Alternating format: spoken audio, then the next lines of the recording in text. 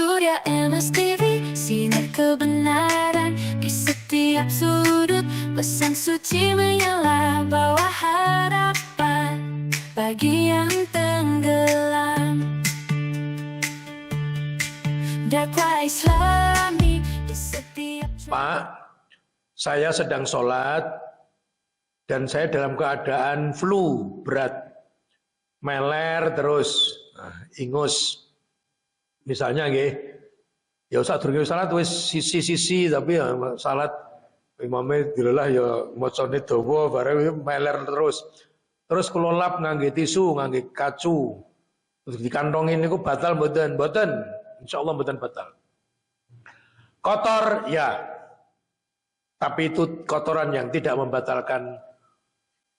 Jangankan ming dikantongin dengan tisu, itu kena tangannya kena barang itu ya ora apa-apa. Wahing, umpamanya nggih wahing, wah. Kan ya mungkin toh orang nggawa tisu, orang nggawa kacu. Wahing, wah itu ndulalah beler itu ya saisone piye itu kan kena kabeh itu mboten batal. Ya. Yang batal yang membatalkan wudu itu ya kalau pipis, buang air besar, kentut. Saya kira itu. Kemudian tiba-tiba adzan subuh. Nggih, wonten hadis, setunggalipun hadis, kalau kalian mendengar adzan subuh, sedangkan kalian sedang makan sahur, wal ina walayatihi, al ina niku mangkok atau boleh piring, masih di tangannya, artinya sedang belum selesai makan sahur. Maka Nabi mengatakan jangan kamu berhenti rampung nose. Jadi dirampungke terus neng yo dicepetke ampun malah tanduk nopo. Ya itu masih boleh. Jadi ada hadisnya itu kalau apalagi hanya tapi gini, sekarang ini kan zaman sudah modern, sudah ada HP, ada Android, ada jadwal sholat, ada jam, ada itu ada jadwal sholat. Nah, itu ya piye carane ya narep sahur itu ya dipirsani subuh dino iki jam pira terus saiki jam pira arep apa namanya dahar itu dikalkulasi supaya cepat makannya. Kan gitu kita diberi ada fasilitas teknologi itu fasilitas ya HP, jam. Zaman Nabi kan mboten enten. Zaman Nabi ya jadi Bilal adzan atau Abdullah bin Umi Maktum adzan itu dengan feeling yang Allah berikan kepada dia. Nah, bagaimana wong tadi ayatnya Al-Baqarah 187, kulu washrabu, makanlah kamu dan minumlah kamu hatta sampai yatabayyana lakumul khaitul abyadu minal khaitil aswadi minal fajr. Sampai datang waktu fajar yaitu jelasnya antara benang putih di tengah benang hitam. Wah itu nek awake dhewe ya nek ora neng jam, ora neng HP, ora neng listrik wah mboten mudeng. Waktu itu Allah memberikan ilham kepada muadzin Rasul itu ini subuh, ini itu bisa. Ya bagi Allah tidak ada yang mustahil lah. Nah, kalau kita tentu jangan. Sama ini kalau tambah kalian pertanyaan Ibu kalau wau. Pak, kula nembe sahur dilalah lawe enak, ngoten nggih. Wah niku lagi setengah dereng lagi rampung dereng isih separuh niku adzan. Ning adzan niku sanes masjid ngen kula, nek masjid ngen kula pun dibenerke adzan subuhe tepat sesuai dengan ketok palunya Muhammadiyah, namanya ditanfid ya. Tanfid itu sudah diputuskan bahwa subuh jadwal Indonesia mancing subuh yang lama itu kecepatan 10 menit. Maka Muhammadiyah sudah ditanfid, sudah diketok palu, dan ini mengikat. Kalau dari ketok palu itu mengikat bagi warga Muhammadiyah untuk diikuti. Subuhnya mundur 8 menit dari jadwal yang lama.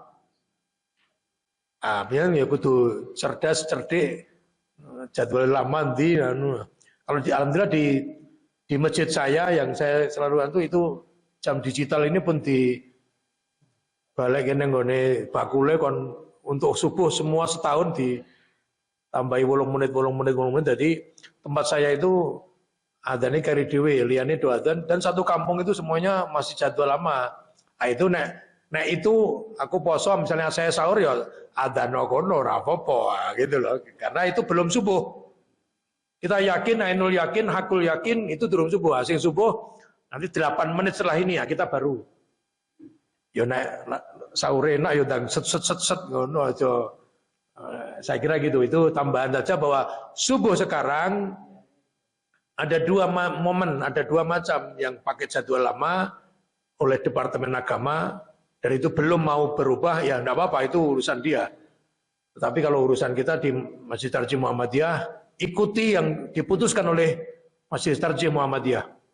Dan itu diputuskan dengan tanggung jawab dengan banyak ulama-ulama tarjih, bahkan ada beberapa yang dari Timur Tengah. Kita ajak oleh Masjid Tarjih diundang ahli hisab dari Syria, dari beberapa negara Arab, kita diundang ke sini, kemudian melakukan sampai mungkin sekarang beberapa minggu atau beberapa bulan. Mensurvei, di antara yang disurvei itu di Jawa dan di beberapa tempat. Di Jawa Timur, Jawa Timur ada beberapa tempat. Pindah-pindah, mensurvei waktu subuh neng kono jam piro. Itu sampai kemudian baru diketok palu. Itu proses menentukan waktu subuh berubah 8 menit itu membutuhkan energi yang sangat luar biasa. Banyak orang, banyak ahli, pengamatan, dikalkulasi, dihitung posisi derajat, lintang, berat, kemudian berbagai macam, dan didiskusikan lagi oleh ulama-ulama Muhammadiyah. Sudah yakin semuanya, baru ketok palu, diputuskan bahwa waktu subuh di Indonesia kecepatan 8 menit. Durung manjing subuh, ning wis do adzan. Lah, nek disampaikan durung manjing subuh wis do adzan lagi kroso. Wah, rada ana sing ngrawani. Ini mek dilokke iki jadwal anyar, kalau jadwal lawas pilih di itu ya. Monggo lah, kalau kita tidak bisa memasak di luar Muhammadiyah silakan. Tetapi Muhammadiyah sudah waro-waro ada kekeliruan subuh terlalu malam, burung mancine. Ya, itu saya kira gitu. Monggo yang lain selain apa-apa, punya maksud surat apa-apa kena. Pakai HP, baca HP. Baca HP. Bonek pas maca durung rampung baterainya entek mancet. Ya, boleh. Saya pernah sampaikan beberapa momen yang lalu, sholat dengan membaca tulisan bagaimana Quran atau HP atau ada Quran sholat. Kalau itu sholat sunat, ulama masih membolehkan. Tapi jangan sholat fardu. Itu satu. Tapi kalau saya, jawaban saya, walaupun kena, saya katakan mbok ojo. Ora sah. Sak gidukmu wae. Apale Quraisy, baca Quraisy. Apale watini, apale Al-Qadar, inna anzalna fil apa yang sudah baca. Sesuai dengan firman Allah, faqra'u, bacalah olehmu ma tayassara laka minal Qur'an. Apa yang mudah bagimu dari Al-Qur'an. Itu surat Al-Muzammil ayat 10 di tengah. Lah, terus ini saya teruskan jawaban saya. Nek bar ngimami niku mangoco napa sing gampang, ora usah maca HP. Nek bar salat niku ora salate tarawih atau salat witir to. Esuke bar subuh napa sadurunge subuh mangapalke surat Sabihis. Mboten sah okeh-okeh. Ngapalke saayat sedina. Sabihis marabbikal a'la, sabihis marabbikal a'la. Niku ping 50. Pun tutup sesuk meneh ganti. Sabihis marabbikal a'la alladzi khalaqa fasawwa pun rong dina. Entuk loro. Sesuk meneh baleni tambah 1 2 3. Seperti itu penyan orang ngantek poso tahun ngarep wis hafal. Dadi engko poso kurkuran penyan wis ora sah nggo HP. Sabihis marabbikal a'la alladzi khalaqa fasawwa. Begitu juga surat-surat yang lain. Lah, problem kita, Bapak Ibu, saya matur, Dora seneng ngapalke nambah surat kuwi ora patiya seneng, ora patiya laris. Wiwit 50 tahun kepungkur ya modalnya ya telu kulhu atau ina ning ya ora apa-apa. Hanya ada pertanyaan tadi HP itu disimpan di kandungan, tapi isinya masukkan ke hafalan kita dengan cara di luar sholat menghafalke. Nek ming sabihis itu tidak sampai sebulan penyen hafal, mesti hafal. Mesti hafal. Butuh saged sedina siji. Nek pun 5 ayat pun hafal, engko sedina loro. 2 ayat maksudnya, sedina 2 ayat. Tapi waktu baleni 2 ayat itu hari ke-10 mulai awal 1 dihafalke, sampai marbikal alladzi khalaqa fasawwa alladzi qaddara fahada itu dihafalke. Mesti hafal. Monggo wonten sanesipun tadi Pak Sugijo. Nggih.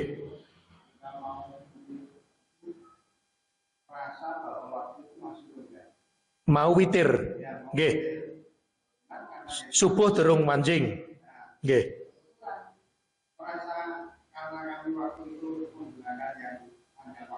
8 menit.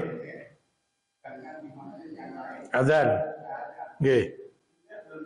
Mang teruske. Karena yang azan tadi sebelum 8 menit tambahan itu belum subuh. Belum subuh. Dan kalau ada orang yang sholat subuh saat itu, enten bapak atau ibu atau pokoknya orang wis adzan langsung wudu terus dia sholat subuh, maka sholat subuhnya tidak sah. Tidak sah karena belum masuk subuh. Belum sampai yatabayyana lakumul khaitul abyadu minal khaitil aswadi minal fajr. Al-Baqarah 187 itu belum. Dan ini ditentukan dengan ilmu. Nah, saya tambahkan jawaban saya dengan logika yang mudah, ya nono 2 perbedaan. Wis manjing apa urung. Ini ya, misalnya nggih 4:30 adzan. Kudune adzane 4:30 luwih 8 menit. Umpamane nggih. Ana sing adzan 4:30 persis adzan. Maka pertanyaan panjenengan atau pertanyaan awam, iki 4:30 iki wis subuh apa urung kok ana sing adzan? Nek Masjid Muhammadiyah kok isih urung adzan? Maka dari 2 problematika ini yang katakanlah panjenengan awam, panjenengan orang mudeng piye-piye, panjenengan pelaturi milih yang ini, yang paling lambat 8 menit ya. Nah ini mesti kecekel, panjenengan mesti bener. Karena apa? Ya itu pertama itu diputuskan oleh orang-orang yang ahli. Nah, ini juga diputuskan oleh orang ahli, tapi ini mengoreksi. Ini datang setelahnya. Maka secara logika, timbangane aku melu sing dhisik, aku tak melu sing luwih telat 8 menit, mesti bener ya. Nah iki isih salah ya, apa meneh iki? Paham? Nek ngantek aku sholat tak undur ke 8 menit sekot jadwal sing wis do adzan tak tambahi 8 menit sesuai misalnya kok isih keliru durung manjing apa meneh sing iki gitu nggih. Cari aman. Waktu subuh itu boleh dikerjakan sampai nanti matahari muncul. Itu wis telat ya, subuh ditindake matahari wis jedul. The sunrise. Tulu'us syams. Namanya syuruk atau isyraq. Jadi luwih HP nelat 8 menit genah benere timbangane disi 8 menit sing mungkin karena sudah ada berita bahwa waktu subuh itu kedisian 8 menit durung mancing, maka cara logika sederhana milio sing luwih telat karena ini dimungkinkan anak iki ora bener apa meneh sing iki gitu. Dan itu dengan ilmu saya kira kok logika kita begitu. Enggak, wonten pertanyaan sanes. Monggo. Gus, nggih. Saya bahasakan sederhana, Pak. Masjid ngen kula mboten diowahi adzan subuh, tetap jadwal lama. Kula melu niku qomat kalih adzan jarake 10 menit. Jadi kula pas salat subuh itu apakah sah? Sah. Karena sholat subuhnya sudah masuk subuh. Nah, contoh yang saya sampaikan tadi agak berbeda dengan panjenengan. Contoh yang saya sampaikan tadi, yang saya katakan tidak sah itu, adzan subuh kurang 10 menit. Ini kalau kita berpatokan manjinge 3:08, 4:03. Misalnya loh, nggih. Kok jam 4 masjid ada yang adzan. Allahu Akbar, Allahu Akbar. Enten satu keluarga rumahnya dekat masjid itu, ayo wis adzan, ayo salat. Salatnya mboten teng masjid, di rumah. Mergo wis krungu adzan. Ora salat sunat barang, langsung salat subuh jamaah bapak, ibu karo anake. Maka ini tidak sah menurut Muhammadiyah. Dan Muhammadiyah melakukan uji coba di banyak tempat dan dengan itu logikanya begitu. Nah, yang kita khawatirkan azan belum waktunya, tidak hanya subuh ya, termasuk maghrib, zuhur itu sama, burung waktunya kok azan. Kemudian ono sing melu salat neng omah mergo krungu azan, maka azannya tadi menyebabkan salatnya orang yang langsung menindake, betul tentang masjid ya, nindake, itu menjadi salat sebelum waktunya. Ini yang saya sampaikan. Nah itu. Kedua, alternatif kedua. Kalau kalau azan belum waktunya, kemudian ada yang sholat qobliyah, nah ini sholat opo gitu. Paham? Karena 2 rakaat sebelum subuh yang dikatakan lebih baik ganjarannya daripada dunia seisinya, itu 2 rakaat yang dikerjakan sebelum sholat subuh neng wis manjing subuh. Kalau belum manjing subuh, maka itu masuk sholat malam. Bisa dipahami? Ya. Hanya tentu kita tidak mungkin memaksa masjid lain untuk mengikuti apa yang kita sampaikan. Tidak boleh. Kalau kita diminta saran, nah kita beri saran. Dan Muhammadiyah sudah, woro-woro itu sudah, dan itu sudah. Hanya ya, jadi begitu. Saya kira itu suatu tindakan yang bijak. Ada perbedaan itu kemudian diteliti, dikaji, bahkan mendatangkan ahli-ahli hisab dari Timur Tengah, diajak kemudian datang ke lapangan, kemudian mensurvei. Itu kan gitu, cerita awake dhewe untuk rakyat jamaah umum ngertinya hanya Muhammadiyah merubah jadwal subuh kisuan 8 menit kan hanya begitu. Kan ini penjelasan menelusur sejarah awal bagaimana Majelis Tarjih merubah itu awalnya itu itu udah kalau tidak salah 5 atau sampai 6 tahun sebelum keputusan diputuskan. Itu sudah dimulai ngecek namanya jenis apa itu? Survei itu sudah dilakukan. Bahkan tadi yang saya katakan, yang saya tahu ada beberapa ulama ahli hisab, misalnya dari Syria itu didatangkan untuk membantu kevaliditas, akurasinya, keakuratan. Karena masalah jam itu detik per menit itu dikalkulasi betul. Dan Nabi mengatakan yang namanya usahanya, namanya apa? Ijtihad. Ijtihadku yang keliru, hasilnya keliru, untuk siji ganjaran untuk siji.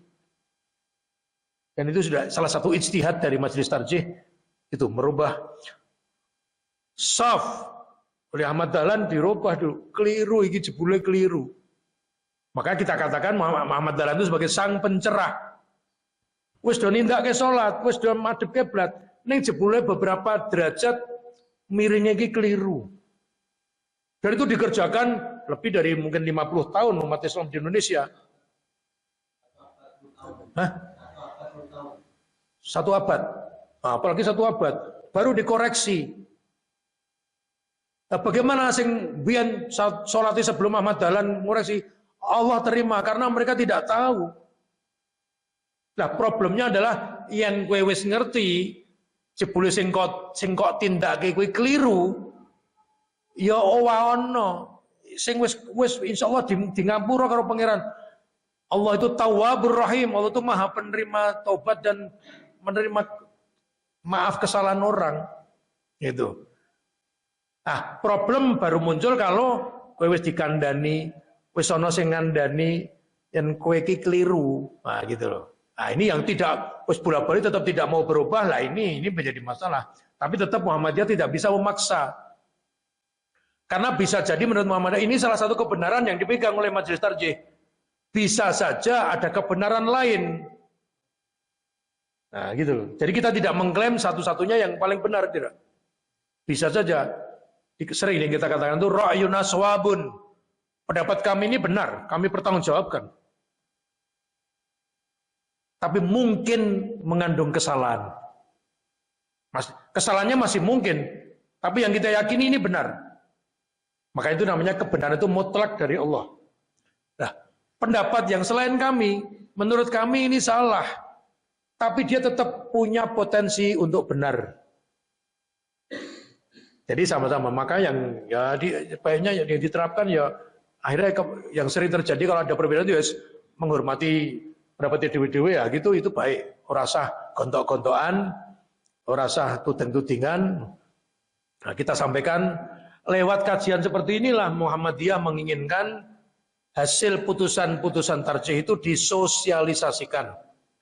Karena tidak mungkin majelis tarjih PP itu ngandani umat per umat, wah terlalu lama dan terlalu besar Muhammadiyah. Karena Muhammadiyah sekarang sudah sampai di Belanda, di Australia, di Mesir, sudah ada PCIM, pimpinan cabang istimewa Muhammadiyah, Australia, Sydney, Melbourne, Kairo. Maka lewat corong-corong dai-dai Muhammadiyah itu menyampaikan. Saya kira gitu. Monggo wonten sanesipun. Monggo Pak. Apa? Oh ya, sarikus sholah, hadisnya sahih. Sarik itu pencuri. Hati-hati dengan mencuri dalam sholat. Sahabat bertanya, Nabi, kami yang kami tahu mencuri itu juga duit, juga barangnya mengambil dirham orang lain. Mencuri sholat itu bagaimana? Wa kaifa sarikus sholah, pencuri dalam sholat itu bagaimana? Kanjeng Nabi ngendika, oh, mencuri dalam sholat itu adalah rukuknya tidak tumak ninah, sujudnya tidak tumak ninah, seperti binatang memakan makanan, nudel pari. Jadi sujud, rukuk dan semuanya, tidak hanya itu. Semua gerakan sholat yang di situ ada bacaannya, itu membacanya itu tidak apa ya? Yo kesusu itu tadi apa? Tidak apa ya bahasa Indonesia? Ya tidak tartil, tidak. Lah, kemudian saya pribadi itu mengkaji ngopo kok wong iso salate ruku iso cepete kaya ngono. Ini sampai tadi kemarin duhur saya di masjid saya sana ada orangnya ada di masjid tempat saya itu yang sholat itu dia selalu begitu dan rasa dikandani. Gitu itu seperti itu. Seorang wanita pegawai di kecamatan tempat saya masih sampai seperti itu. Itu sudah kita kaji pakai apa? Kan di masjid saya ada CCTV. Kemudian saya minta yang ahli CCTV tolong disetel jam sekian. Nah, itu ibu itu pas sholat sunat gitu. Setelah sholat wajib itu dia sholat sunat. Kan kelihatan itu. Nah, itu saya minta tolong yang ini di-cut terus kirimkan pakai video ke HP saya dikirim. Kemudian saya masukkan di laptop, saya setel, tapi orangnya tidak ada. Yang bersangkutan tidak ada. Saya ingin menunjukkan kepada jamaah, sing dikarepke sholat, mencuri sholat itu bagaimana? Ini salah satunya. Itu tadi, ruko, begitu kepalanya persis berapa? 90 atau 45 derajat itu. 90 derajat langsung disendal. Dan sandal itu gegere durung lurus langsung rukut itu jerum langsung sujud. Ini tapi karena ya maaf ini ternyata saya cek ke kecamatan itu rodo jam telu itu. Jam telu itu rodo gini. Nah, itu akhirnya ya wes sudah sah tak kandani. Jadi gitu ya Pak. Jadi sarikus sholah itu adalah Nabi mengatakan itu tadi ya, apa yang mau diteruskan? Apa? Oh ya itu keliru dan itu Nabi melarang, tapi bukan sarikus sholah. Itu Nabi melarang koyen cuilal imamul yutamma bihi. Imam itu ditunjuk untuk diikuti. Fa idza kabbara yan imam takbir, fakabbiru nuli sira takbir. Wa idza raka'a yan imam ruku, farka'u rukolah kamu. Ada tambahan kalimatnya. Wala tarka'u hatta yarka'. Kowe aja ruku yan imame durung ruku. Itu kan maksudnya aja disiki. Nambahi Nabi yen kowe tumindak kaya ngono disiki imam, somben kepalamu akan diganti oleh Allah dengan kepala kuda. Kepala kuda. Ini nek diterangke oleh cah cilik-cilik malah wah kalau kepengen dadi kepala duwe sirah jaran. Wah, anak-anak TK itu malah kepengen rumangsa niki dolanan jaran-jaranan. Ada lagi monggo? Yang mau bertanya? Sudah jam 5, 10 menit, monggo. Saya kira itu, kalau masih ada saya layani sampai jam 5:15, monggo, masih ada 7 menit, kalau masih ada. Jadi Bapak Ibu, ngaten, kita sudah tahu, janjane pun yang saya sampaikan semua ini penjenengan jane wis mudeng, wis mireng. Hanya kita menjadi indah, penjenengan ngerti tenan sumbere, oh hadisnya kuwi to. Munine kaya ngono kuwi. Tentang nomor tidak terlalu masalah, tapi Kanjeng Nabi ngendikane oh ngono kuwi. Saya kira itu ini penting karena namanya ini kajian. Nah, itu menambah keyakinan ilmu yang sudah kita pahami dari dulu, kemudian bertambah yakin, bertambah mantap dan itu menjadi kita lebih bersemangat dalam menjalankan agama, mencari kebenaran. Saya kira itu yang bisa saya sampaikan Ibu Bapak. Matur nuwun dari saya. Monggo kita pungkasi kanthi kafaratul majlis. Subhanakallahumma wa bihamdika asyhadu an la ilaha illa anta astaghfiruka wa atubu ilaik.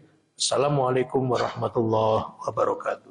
Dakwah Islami di setiap channel kita, Surya MSTV.